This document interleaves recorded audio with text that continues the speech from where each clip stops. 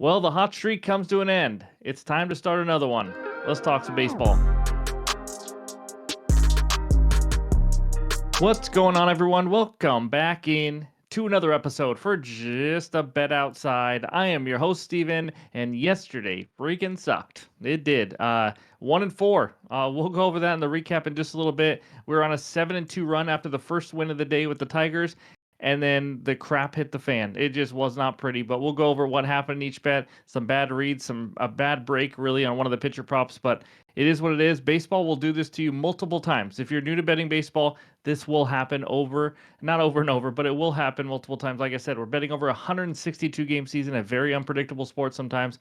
So you just got to take it and just hopefully stop that cold streak as quick as you can. But let's get back on a hot run here. Reminder, NBA Best Bets video is now out for the Thursday slate, so be sure to check it out. But any graphics you see in this video are from the app called OUTLIER. It's the best betting research tool on the market today. Click the link below. We get a 7-day free trial. So let's get into it with an MLB fun fact. This one's wild to me. Nolan Ryan, he had 4 seasons in his 27-year career in which he had more strikeouts than base runners allowed. That's insane, but that's not it. Guess when that was? That was when he was age 40, 42, 43, and 44. I don't even know what to say to that. That I can't comprehend how that's even possible.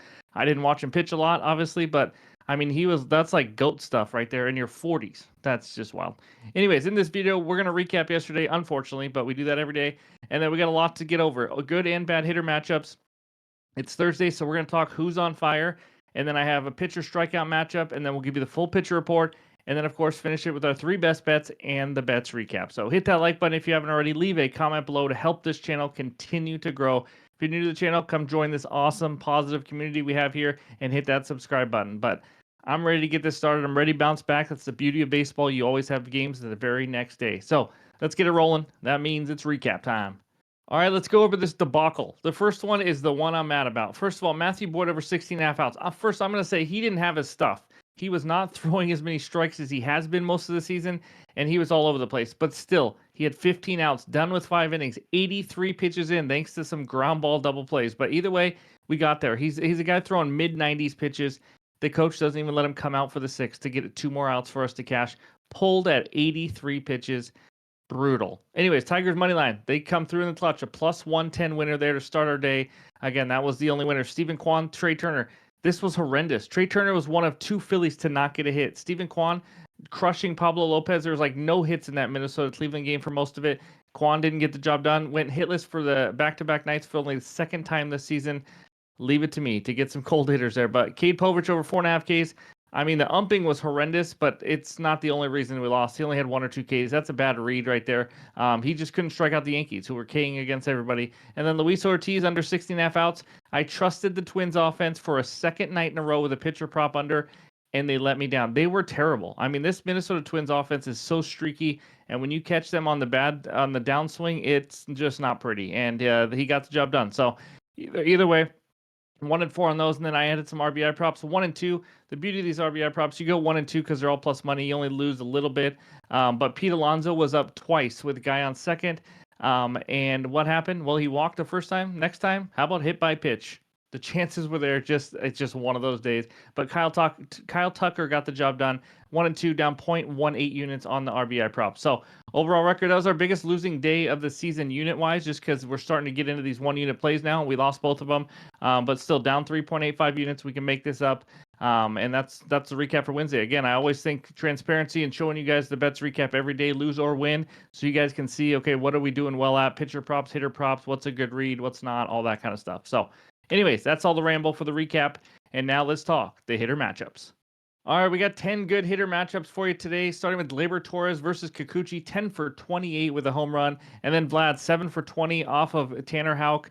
Jarren Duran, how about 9 for 18? Not too shabby. 3 bombs off of Jose Barrios. And then down all the way to, you got Yastrzemski, 8 for 18 off Freeland. Arenado, 6 for 13. We got not a lot of them, but we got a lot of good matchups, a lot of quality hitter matchups. Francisco Lindor, you see there, 3 for 10. Marcus Semien, 6 for 13. Starting to finally hit the ball a little bit, but it's been a rough season for him.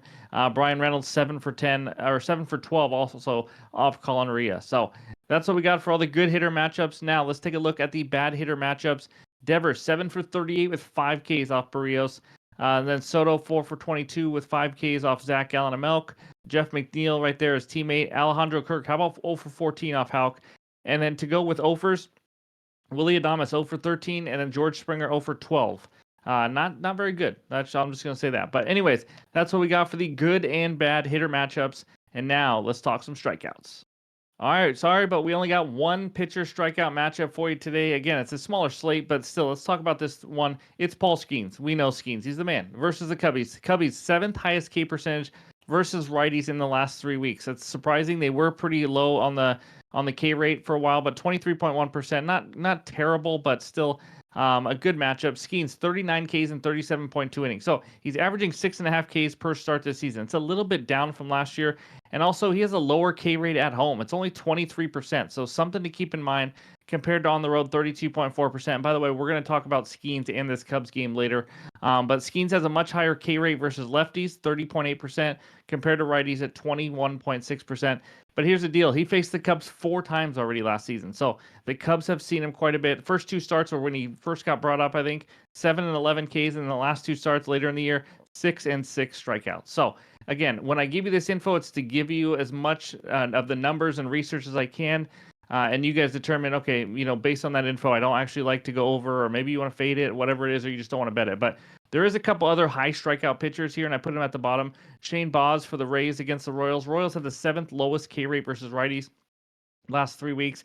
Baz has been really good, but that's why it wasn't included. Doesn't mean you can't bet is over. Andrew Abbott versus the Cardinals. St. Louis only 13th highest K rate versus lefties in the last 3 weeks. So again, it's not, they're kind of average right now. But Abbott's only thrown 15 innings. His K rate's a little inflated due to 1 game for 11 Ks. So I'm not even sure he's really a high strikeout pitcher. He wasn't last year. So anyways, that's all the info when it comes to the pitcher strikeouts. Now let's take a look at the pitcher report. All right, when I said pitcher report, I mean it's time for Who's on Fire. And that's right, we got 2 pages of hitters on fire in the last 7 days. We do this once a week, minimum 20 plus ABs, and then 340 average or higher, just to kind of show you who's been swinging the bat well. How about a couple Rockies? Beck and Goodman both hitting the ball well. Beck, 5 home runs with only 6 RBIs because, well, the Rockies can't get on base for him. But Andy Pages for the Dodgers, how about hitting 600? That is insane with 2 bombs and 7 RBIs. You see Jarren Duran there. We're going to talk about him later. And then Eli White, 375 as the Braves are starting to come to life a little bit. And then Ellie De La Cruz, we've talked about, 435 average last 7 days. So on and so on down to Ohtani, Jeremy Pena, Bobby Witt, all the way down to Ke'Bryan Hayes. So that's page 1. Take a screenshot now. Let's move on to page 2. And we got Lars Nootbaar leading the way. And then Verdugo, Alex Bregman's been swinging a really hot bat as well. J.P. Crawford and those Mariners, Freddie Freeman, Trey Turner, who just let me down, hitting 429. How about that? But Aaron Judge, 400. He's hitting higher than that on the season. He is absolutely insane. I don't even know what else to say about him. And then you see Fernando Tatis, 400. And Vientos finally down there starting to come to life. He had a really tough first few weeks of the season, that's for sure. But anyways, yeah, these are all the hottest hitters. Again, if you like to bet RBI props or just hit props, hopefully these can kind of help you out. But that's what we got for Who's on Fire. And now let's talk the pitcher report. All right, here are the first 6 matchups of the day. Colin Rea versus Paul Skeens. Again, we're going to talk about that game later. And then Matthew Liberatore versus Andrew Abbott, a battle of the lefties. Liberatore's been solid this season, giving up 3 or less earned runs in 4 or 5 starts. Elite command, only 2 walks, as you can tell by the crazy 1.7% walk rate. And then Andrew Abbott, you see there, 32.8% K rate. Again, 1 big game. He's only made a couple starts. But Zach Gallen versus Kodai Senga. Senga has been absolutely dominant. Just 4 earned runs allowed all season in 28.2 innings. Ks are down from last year, but he's limiting hard contact. He's been a tough pitcher to hit. And then Seth Lugo versus Shane Baz. Baz, 4 great starts and 1 bad one. Easy competition, though. Padres, Boston, LA, and the Pirates is when San Diego wasn't hitting very well. New York Yankees was his only bad start. Woods Richardson, nothing special in my opinion. Gives up a lot of hard contact. Going up against Ben Lively. And then Patrick, who's been pretty good for the Milwaukee Brewers, actually is due for some negative regression. Going up against Burke, who has 20 Ks only in 26 innings with 11 walks. That's not a good ratio. And 29 hits allowed as well. So all the averages are on the bottom. Again, ERA, expected ERA. If you like walks, there's the walk percentage, hits per 9, things like that. So Let's take a look now at page 2, and these are the last 5 matchups that we have here. Jeffrey Springs, a guy that I don't know what to think. I thought he was going to be really good this season because he was last year, and he's let me down earlier when we bet on him, so we'll see what happens. But he just had a good start recently. Tyler Mahle, 1.14 ERA. I don't think he can continue, but so far, 2 or less earned runs in all 6 starts. Only 18 hits allowed in 31.2 innings, but he does have 13 walks. So elite whip, as you see there by the .98, he's been solid. I can't really say much about it. Lord versus Walker. Oh, Lord, we are going to have a lot of runs in that one, I believe.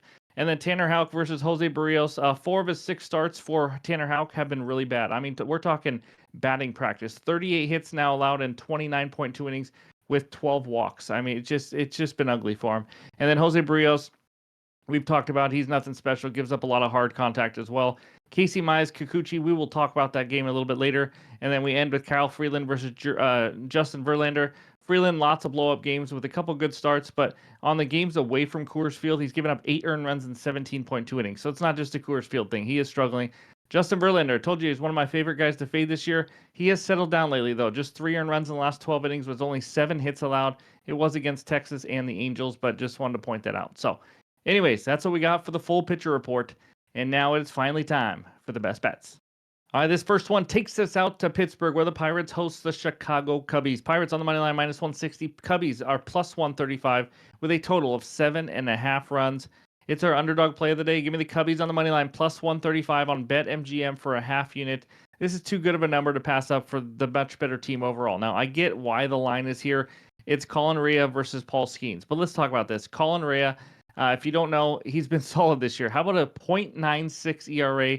Expected ERA 3.42. Due for some negative regression. Of course, who isn't when you have a .96 ERA? But still, that's solid numbers there. His K rate is up from last year, now at 25%. Pretty similar to Skeens. It's getting close to Skeens' K rate. Not saying, again, when I compare them, it's not even close. Obviously, Skeens is the better pitcher, but Colin Rea in his current form is pitching really well. He's leaving a lot of guys on base, which I don't know how long you can do it, but we'll see if the Pirates can take advantage of it. 90% left on base percentage. He's only given up more than 4 hits though, one time in a game. So he's not just batting practice out there getting hit all around. He's really done well at limiting hard contact. The only time he's ever given up more than 4 hits was against Arizona. Very good offense, and that was just 5 hits. So he's been really solid so far in the small sample size of 18.2 innings. Paul Skeens, absolute stud. We know it. Everyone knows it. Coming off an incredible start versus the Dodgers. His K rate is solid, but again, it's down to 27.5% this season. It's not like he's striking out 9 or 10 every game. He struggled more at home. This is what I want to talk about right here. 3.79 ERA at home with a 2.11 average against. I'm not saying those are terrible numbers, but almost a 4 ERA.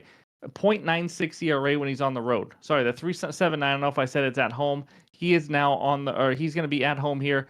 But when he's out on the road, he's .96 ERA with a 1.67 average against. But it's not just this year. Last year, he was worse at home also. 2.5 ERA at home. I know it's terrible, isn't it? And a 1.32 ERA on the road. So, again, he's been worse at home. He's shown it last year and this year. And when I say worse, I mean still an awesome pitcher. But he is a little bit more susceptible to runs here. Now let's talk about the offenses, because it's not even close here. The Cubs versus righties last 3 weeks. 6th best WRC plus and OPS. 4th highest ISO power.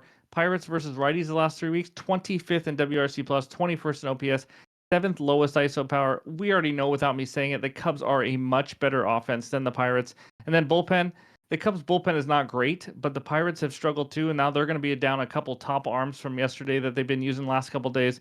So, I mean, even if Paul Skeens pitches well and we get 1-1 tie going to the bullpens, I trust the Cubs bullpen or Cubs offense a lot more. So give me the Cubs on the money line at +135 as my first best bet. All right, this next one takes us out to LA, where the Angels host the Detroit Tigers. Tigers on the money line -124. Angels money line +106 with a total of 8 runs.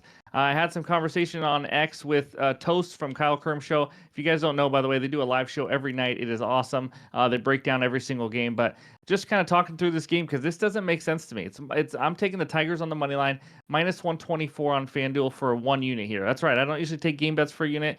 Call me a sucker, but I just don't get this line. So I understand anyone can win a baseball game. Even if I don't understand the line, doesn't mean it's a lock to win or anything. But I feel like this should be closer to like -150, -160 here. Let's break it down here. Starting pitcher matchup, Casey Mize versus Yusei Kikuchi. Casey Mize has been absolutely awesome. I am a believer in Mr. Mize. He was a top prospect at one point. It just took him a little longer to get here. He has given up 1 earned run or less in 4 of 5 starts. The crazier part, His ERA, excellent, 2.12. His expected ERA, 1.93. It is not fake what he's doing right now. A low walk rate, only 7.3 hits per 9 innings. It has been impressive. And then the lefty, Yusei Kikuchi, been very inconsistent this year. I just don't think he's a very good pitcher. I'm going to be honest with you. Exact same ERA as expected ERA as you saw earlier, 4.31. More than double Casey Mize's walk rate at around 13%. In fact, he has the second highest walk rate on the slate today behind Andrew Abbott, who hasn't pitched a lot of innings. But Yusei Kikuchi now has 4 walks in 2 straight games. And then we go to the offenses. So we got an advantage starting pitcher. Huge advantage Detroit here. Last 3 weeks, Tigers versus lefties. It's been the 4th best WRC plus in the league. And I know they got lefties in the lineup, but again, they're performing against lefties right now. And I'm not saying they're going to stick here at top 5 for the whole season, but they've been really good. 6th best batting average, 5th best OPS, 3rd best ISO power. They're showing some power. 10th highest walk rate. That could come in handy, obviously, against Kikuchi, who again has 8 walks in his last 2 starts. They have the 9th most at-bats versus lefties in the last 3 weeks and the 2nd most hits. I mean, they are hitting the ball well off lefties. And by the way, Miami is crushing it. They have 58 hits off lefties. Tigers are second with 47. That's wild. But then we go to the Angels versus righties. Even if you want to try to find some sort of advantage for the Angels, I don't know where it is. 3rd worst WRC plus versus righties, 75. If you don't know, 100 is average. Lowest batting average in the majors versus righties in the last 3 weeks. 4th worst OPS. They do have a pretty good ISO power number, but that's about it. On top of that, the lowest walk rate in the MLB. There's just nothing, guys. The Tigers are much better offense. They have the much better starting pitcher here. And then you go to the bullpens. Now, last 3 weeks, Tigers have had the 3rd best ERA, 10th best xFIP. They will be without some big arms. This is where they struggle here. Holton, Canel, and Hanafi are just pitched last game, but they still have Brebbia. I expect Mize to go 6. Maybe he can go deep in this game and go 7. But still, even without some of their top arms, the Angels, even when they're healthy, 5th worst ERA, 4.78, 4th worst xFIP, more rested bullpen, but I don't know how much it matters. Kenley Jansen's like the only reliever with under a 3.7 ERA, and again, he's going to come in if they're ahead in like the 9th inning, so I'm not too worried. So overall, again, I sound passionate and confident about this bet. Doesn't mean it's a lock or anything, but I just don't know why this line isn't much higher. We have a much better team. Angels have lost 5 in a row. They're 2-8 in their last 10. Maybe Mike Trout doesn't play. He just got taken out last game. He said that he might play, but we'll see if that happens. Coaches might want to give him a day off. Tigers fundamentally just a more sound team. They play baseball much better than the Angels, just all around. So flat out better. Give me the Tigers on the money line as my second best bet. All right, this third best bet is a hitter parlay. We're going to get back on track here after some winners, but yesterday was ugly. Jarren Duran and Francisco Lindor, 1+ hit each at plus 100 on FanDuel. 1 unit play here for me. Jarren Duran, he's been hitting the ball well if you haven't seen it. We're going to use all the numbers we just saw. He's on fire, hitting 375 in the last 7 days. That didn't even count his 2 for 4 last night, by the way, when we did the numbers. But he has 1+ hit in 15 of his last 16. And in fact, 2+ hits in 5 of his last 8. I briefly pondered a little over 1.5 hits at plus 190, but I'm not going to. He's hitting 300 versus righties, and now he faces the righty Jose Barrios. As you saw earlier, Jarren Duran is just crushing him. He's an insane 9 for 18 off of him. By the way, that's pretty good. That's 500. With 8 of those 9 hits, not only just singles, they are extra base hits. He has 1 single and 8 extra base hits overall. It's crazy. 3 of those have been bombs. You could take total bases, but now it's at minus 105. Barrios also has some even righty-lefty splits, slightly better to lefties, but again, Jarren Duran has just crushed him already. And Barrios has given up 33 hits in 34 innings. Blue Jays pen is tired from last night's game. There should be some good arms there for him to attack if he hasn't got the hit yet. So I like Duran to get 1+ hit. And then Francisco Lindor, 1+ hit. We've cashed, I think, once or twice with him already doing this, but he has 1+ hit in 16 of his last 20. This season versus righties, he has 1+ hit in 20 of 24 games, and he's hitting 311 versus righties this year. He's facing righties, Zach Gallen and Melk. He has not been very good this season. The name, I know everyone thinks he's great. He just really isn't right now. Only 1 good start versus the Yankees. In 4 of the other 5 starts, 3+ earned runs given up in those 4 games. Given up about 1 hit per inning. He also, this is why I like, he struggles more versus lefties in quite a bit. This year, how about a 303 average and 545 slugging to lefties compared to 164 average and 295 slugging to righties? Lindor will obviously be hitting from the left side.